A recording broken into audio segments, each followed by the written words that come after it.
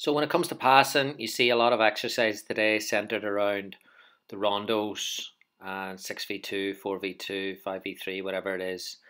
You don't see a lot of them around long passes and the opportunities for players to hit long passes, and I think it's important. So I wanted to put something together for this. This is the reason why I think it's important, is because typically in a game, even if you are a possession-based team and you do specialise in passing the ball, progressing it up the pitch, the higher the level you go, the block becomes a lot more prominent.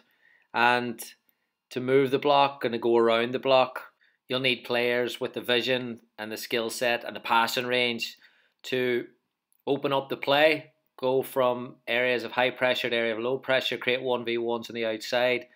And even the great technical teams or the great technical players have it in their locker to go beyond the defence with a long pass. Xavi Alonso there, Steven Gerrard, the different types of techniques that can be used to switch the play. This is Iniesta with a little volley and sets him up for a big volley and then opens up the play and creates a brilliant goal. And then Marcelo again with something a little bit different.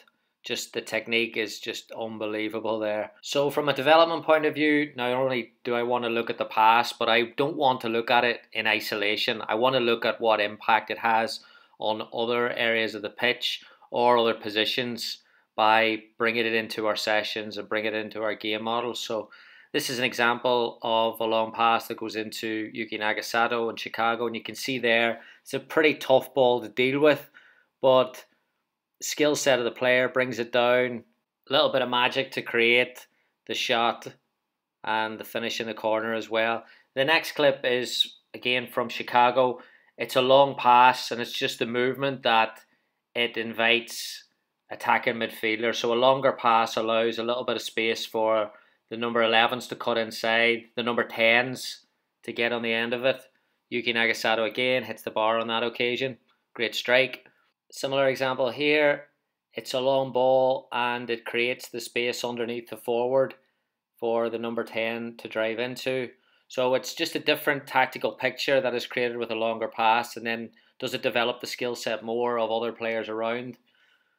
Because this happens a little bit more often than we maybe planned for on the training pitch. Again, the long pass and it's a chest down and it's a brilliant finish. So just the differences that it brings to a team, and maybe the imagination and creativity it allows players to play with by finding different solutions to different problems. Training ideas, this is a little bit more in isolation in terms of the pass, but working in pairs and just in different angles, different ranges, bouncing it off a partner, a little bit of chaos in the middle as well, which might add a little bit of enjoyment to the players rather than just creating 10 straight lines and having players smash the ball back and forth. So just something maybe to get the wheels turning, and then a progression adding into a passing pattern and different variations. Start with a short one, then progress it to a longer pass, and then working on both sides as well. Always a rotation, always players getting different changes,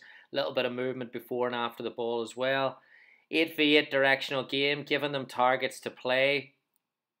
So red team plays east to west, blue team plays north to south, and giving them points for hitting a pass in their own half of the pitch as well, incentivizing them to look up a little bit higher. Similar game, 6v6 plus 2, and allowing them to play a higher pass to a target player and then bouncing off them. That creates the movement that we looked at whenever the ball hit the number 9 and the runners from the number 10. You can change the scores, you can modify it depending on what you want from the session as well.